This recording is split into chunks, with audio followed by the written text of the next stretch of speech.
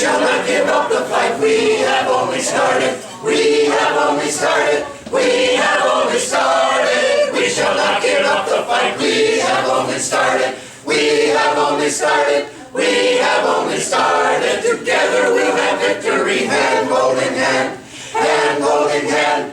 Hand holding hand. Together we'll have victory. Hand holding hand. Hand holding hand. Hand holding hand. Never ever put to fight. We're about to win. We're about to win.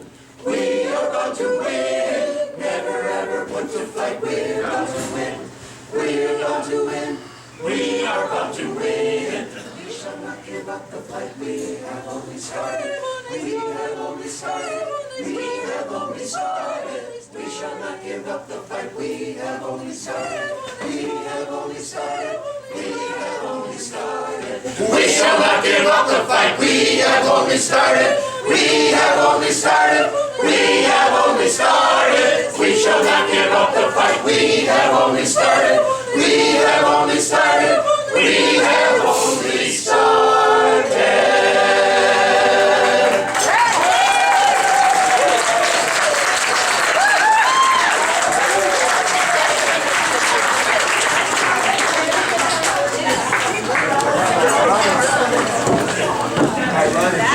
I just didn't want to get all Jim's back. Let's think of a way to get around Meaning to the phrase, I got your back. So, I know many people have many words that they would like to share with Walter. We don't really have time for everything that you all have to say today, and I know many of you will want to share your words with him one-on-one. But we did want to have a little opportunity to recognize Walter in front of everybody here, and we've asked Conrad to say a few words, and you'll have your opportunity afterwards as well if you'd like to add to anything that he has to say. Good afternoon. Hey. Well, there's one very good reason why I was asked to deliver these remarks. You weren't at the meeting. Well, that's a reason too. But the real reason is that after Walter putting up for 13 years with me rudely squawking from the front pew, this is Walter's chance to interrupt and correct me.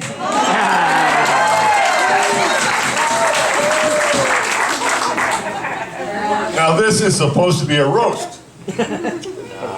I'll tell you, I emailed, I sent out stuff to people and asked people, and I didn't get much material. No.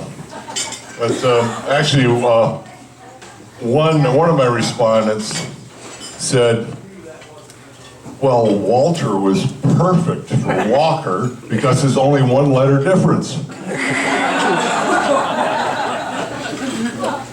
Anyway, I'll try to deal a little bit. Now, supposedly Walter can't sing. And until today, when he stood next to me in the circle, I don't think I had ever heard him. And I'm not sure I heard him today either.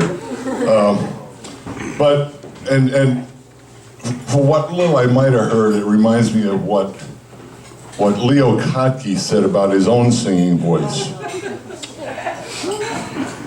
Goose farts on a muggy day. And you know, Walter's taste in music, Rush. But as Joey Brown said to Jack Lemmon at the end of the movie Some Like It Hot, when you know, Joey Brown was trying to romance Jack Lemmon, who was in drag, and Lemmon says, well, I'm a man. And Joey Brown says, nobody's perfect. Okay, Walter, like all of us, has a backstory. Walter Lockhart IV, which sounds like some kind of an English toff. But, you know, I go for that. I'm a fourth, too. Anyway, he was born on January 20th, 1966, in Washington, D.C. And the location and the timing of this probably has to do with his political passion and shrewdness. For one thing, on his third birthday, and every 4 years thereafter, he gets to celebrate along with the inauguration of a president. I love the Reagan years. Love the Reagan years. I'm getting there. I'm getting there. Nixon, Reagan, W, Trump. God. Happy birthday. Yeah, but blessedly Obama too. Jimmy Carter. So Walter grew up for a while in Red Wing, Minnesota, and then he moved to Arkansas, where at Forest City High School he learned the glories of the town's namesake, Nathan Bedford Forrest, who was the founder of the Ku Klux Klan. Walter did speech, debate, drama, but mostly, by his own account, partying and drinking and probably kicking hippies' asses and raising hell. No, I was partying and drinking with the hippies. Oh, okay, all right. They're the only ones who would hang out with the damn Yankees. Thank you for that. All right, then Walter came north to McAllister, where he majored in religious studies and in economics, kind of the divine and the dismal. You two could be saved for 1995. Economics were actually a area of study started by ministers. Wow. Was Adam Smith a minister? I don't know. Was he? Okay. Anyway, in economics classes, he was taught the maxim that there is no free lunch. Apparently, however, they didn't mention anything about free dinners.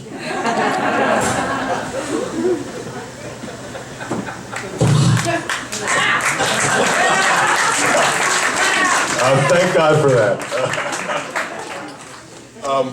So then he went to Garrett Theological Seminary. And the main thing he learned, the most important thing he learned, was don't cross the United Methodist Women. He was ordained a deacon in 1992 and an elder in 1994. And then he started a ministerial career distinguished by closing dying churches. Okay, Olivet, Heron, Simpson, all kaput under Walter's leadership. Now, in fact, that reputation came when he came with him when he came before the committee here at Walker, and they questioned him rather sharply about whether that was his plans for us too.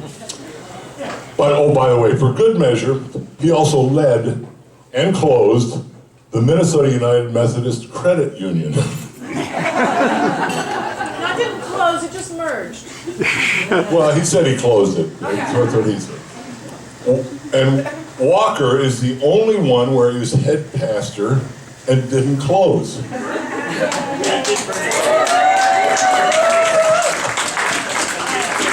And not that there weren't opportunities. We had, suicide, child sex abuse, budget woes, the fire. What fire? Wayne. Wayne Bailey, yeah, that's true. Yeah. Anyway, but I can only say Walter's I get to Walter's leadership has been so steady and strong. Without him, this building probably wouldn't have gotten built. And certainly not with such a terrific commercial-grade kitchen.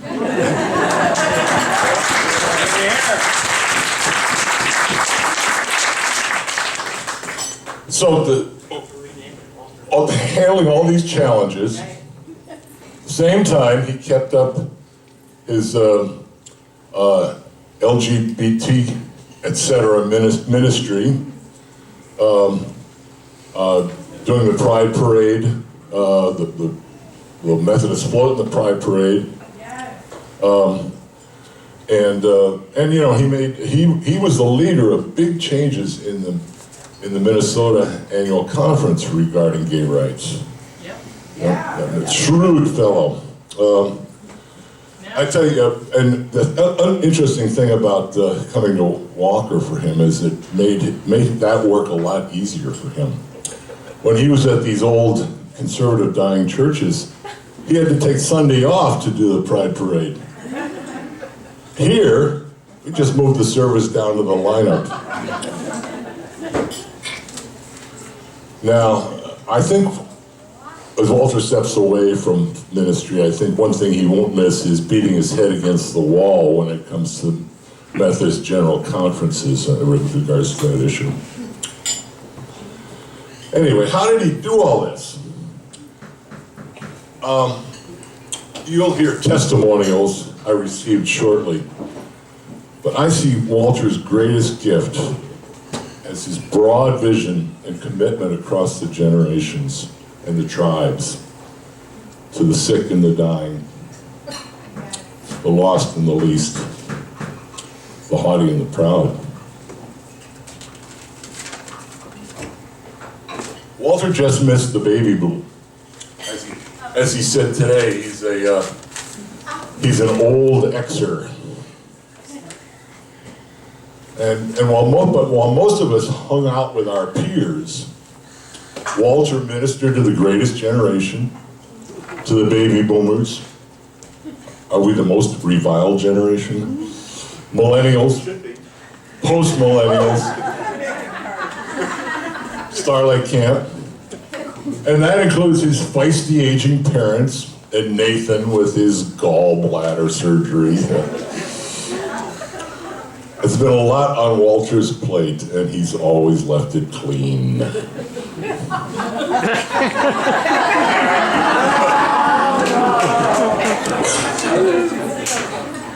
I want to say one other thing about Walter, that Walter recognized and glorified the holiness of my buddy Jerry Bretsky.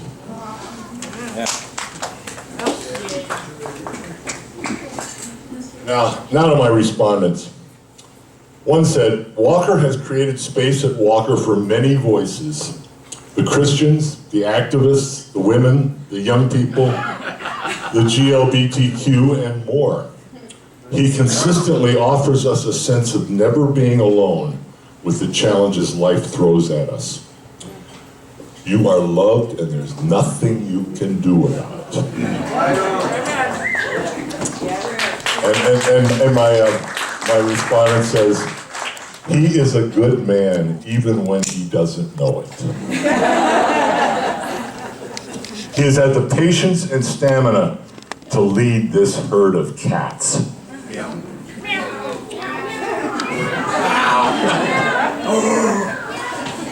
Now here's another. We were certainly fortunate to get such a smart, hard-working, compassionate minister at the time we did. And we got Roxanne and Nathan in the deal too.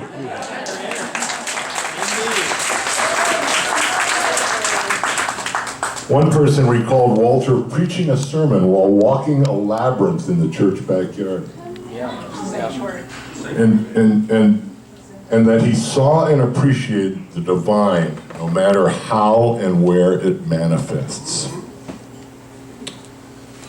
Another called Walter a great organizer, but more than that, a great friend and pastor.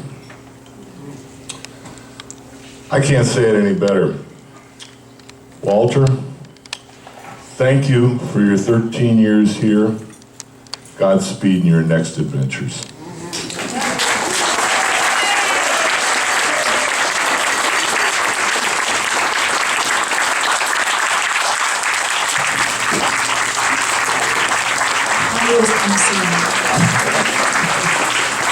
Thank you, Conrad. So as you heard from Conrad, a number of folks shared some of their thoughts with him previously. If anybody wants to take this opportunity to add anything, you're welcome to, though, as I said before. I'm sure Walter's got all week to talk with you as well, if you'd like to let him know. I'd just like to say he's the first clergy here that's ever requested kazoos.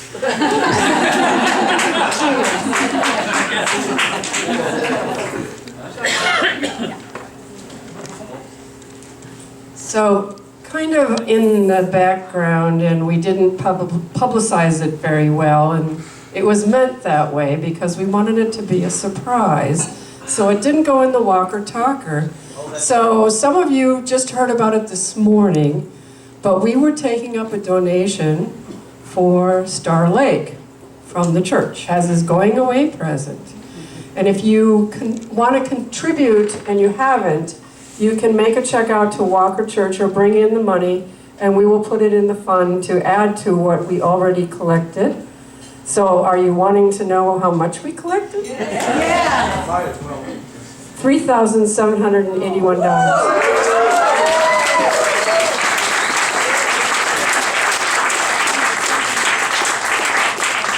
Because we're pretty sure he's going to spend a lot of time up there. And he needs to cook something. So there's just two more items to do on the list. One of them is we're going to close with a song by Howard. But right now, if Walter would mind stepping up here.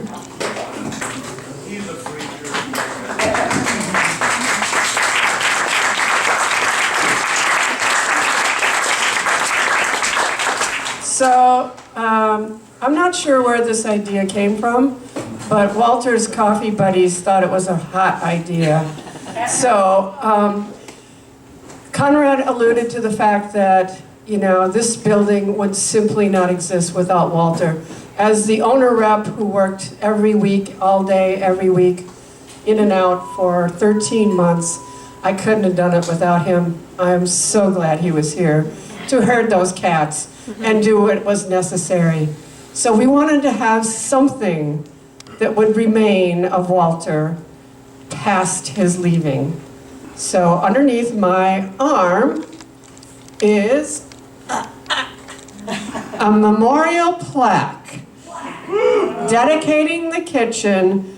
This kitchen is dedicated to Walter Lockhart, without whom it wouldn't exist, and I mean that.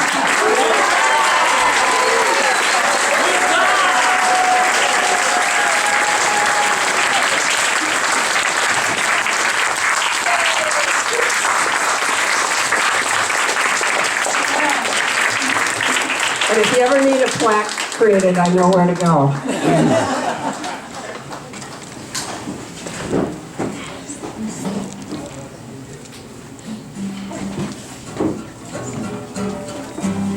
Howard did. Cheryl and Mary and Carl are going to help me on this.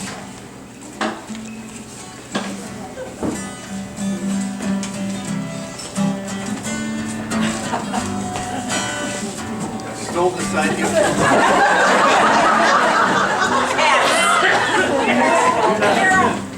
I stole this idea from one of Walter's sermons. What? I stole this idea from one of Walter's sermons, and I stole the middle part from somebody else's.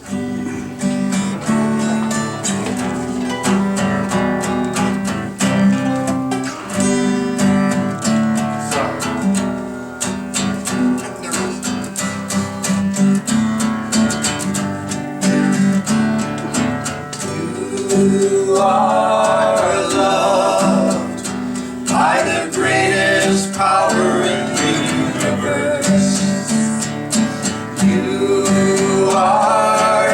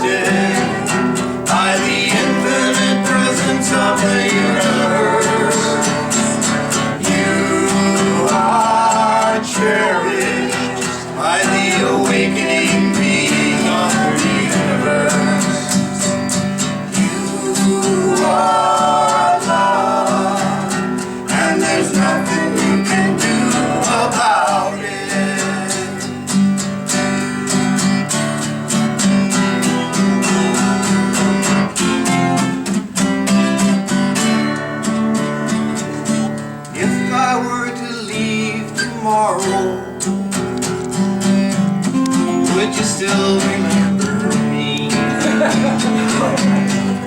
I must be traveling on now. There's so many things I got to see. Walter stayed here with you at church. It could never be the same. Walter is as free as a bird now. And that bird you'll never change. But you are loved by the greatest power in the universe. You are accepted by the infinite presence of the universe. You are cherished by the awakening being of the universe. You are loved, and there's nothing you can do about it. You are loved, and there's nothing you can do about it.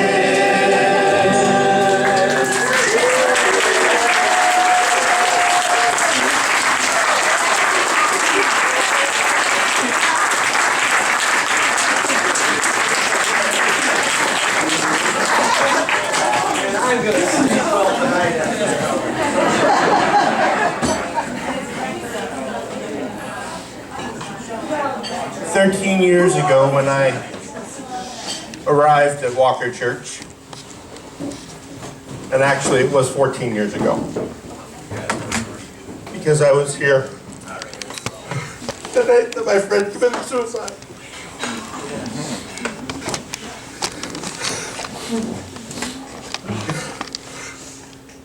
And I knew, and to be a part of this community, and I knew it was important when the time came to leave on a happy note.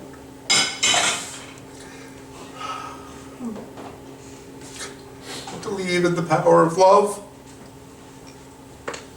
the power of the Holy Spirit, the power of promise, the power of the future.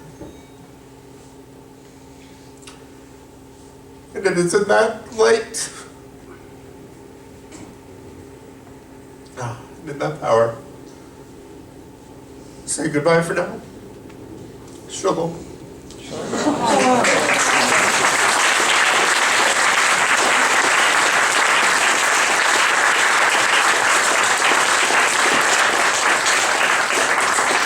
And on a completely more mundane level, there's a little bit of food left over. Grab it and take it with you. Thank you. Thank you all. Is this anybody's jacket? Yes, eat more cake too. Thank you all for being part of this.